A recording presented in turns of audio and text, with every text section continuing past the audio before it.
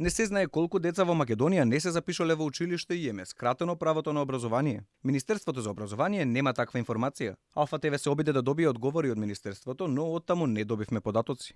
Државниот просветен инспекторат пак има евиденција само за оние деца што не се запишуваат во прво оделение, но не и за вкупниот број на деца од 6 до 18 години кои се надвор од образовниот систем. Инспекторатот има надлежност да следи кои родители не им овозможиле на децата да посетуваат училиште, па според податоците кои ги добивме оттаму, од 2017 до 2022 година, во судовите поднеле вкупно 319 пријави за родители за прекршување на законот за задолжително образование.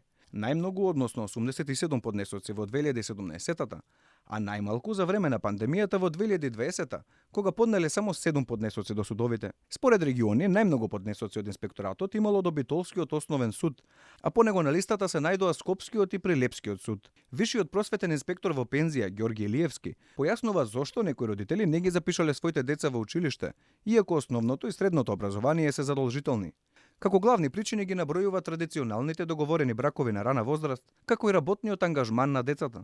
Посебно морам да кажам женските деца, нешто во основните, а повеќе во средните училишта, посебно женските од муслиманска вероисповед, значи поретко ги пуштаат, ги користат за домашни потреби, да биде присутна во домот, уште владе она патриархалното, значи едноставно како да не му е потребно да оди на училиште. Но имаме и ситуации каде што затајуваат и директорите на училиштата и стручните служби кои што треба како да делуваат превентивно. Како честа причина, тој смета дека и доцнењето на парите од централниот буџет до општините, кои се користат за превоз на ученици. Решението го гледа во постојана едукација на родителите преку ангажман на стручните служби во училиштата и класните раководители. Вели дека просветните инспектори често им прогледуваат низ прсти невработените во училиштата кои затајуваат во својата работа, а не ги пријавуваат. Според податоците на Државниот завод за статистика, за учебната 21-22 година, основно образование во Македонија посетувале 186.000 деца, со стапка на запишување од 96%.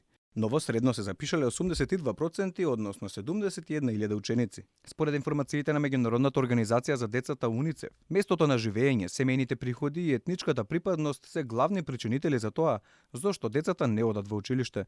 За време на пандемијата тие прогласија вонредна состојба во образованието на глобално ниво, бидејќи 1/3, односно најмалку 463 милиони деца во светот немале можност да учат од далечина.